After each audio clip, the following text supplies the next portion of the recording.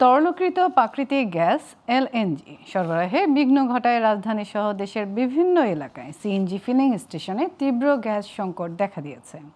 রাজধানীর বেশিরভাগ ফিলিং স্টেশনে মিলছে না গ্যাস।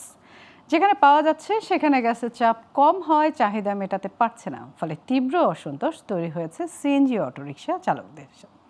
এদিকে খিলক্ষেতে গ্যাসের দাবিতে সড়ক অবরোধ করায় তীব্র যানজটে বিপাকে পড়ে সাধারণ মানুষ।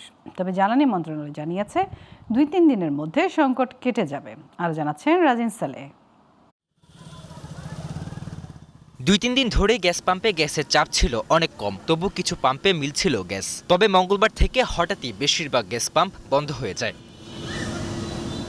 ফিলিং স্টেশন সংশ্লিষ্টরা জানান, জাতীয় গ্রিডে গ্যাসের চাপ কমে যাওয়ায় স্বাভাবিক গতিতে সরবরাহ দেওয়া হচ্ছে না। কোথাও সীমিত পরিমাণে গ্যাস সরবরাহ করা হচ্ছে, আবার কিছু স্টেশন সাময়িকভাবে কার্যক্রম বন্ধ রাখতে বাধ্য হয়েছে। ঘন্টার পর ঘন্টা বন্ধ পাম্পের সামনে দাঁড়িয়ে ক্ষুব্ধ চালকরা। প্রতিদিন 2-3 ঘন্টা 4 ঘন্টা চলে যায় গ্যাসের লাইনের মানে গ্যাস নেওয়ার জন্য, সিরিয়াল লাইন, তারপর পেশার নাই। সব জায়গায় গ্যাস আছে, শুধু এই ঢাকা সিটির ভিতরে গ্যাসটা সমস্যা। তেলের সমস্যা ছিল, তেল এখন পাইতেছে, গ্যাস পাইতেছে না। আবার গ্যাস যখন তেল এসে গেছে, এখন গ্যাসের সমস্যা দেখা দিতেছে।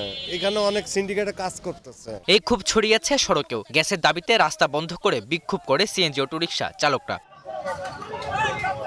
এক জরুরি সংবাদ সম্মেলনে জ্বালানি মন্ত্রণালয় জানায়, সংকটের সমাধান হবে খুব দ্রুতই। একটাতে সংকট দেখা দিলে স্বাভাবিক কারণে একটা ডিসরাপশন তৈরি হয়।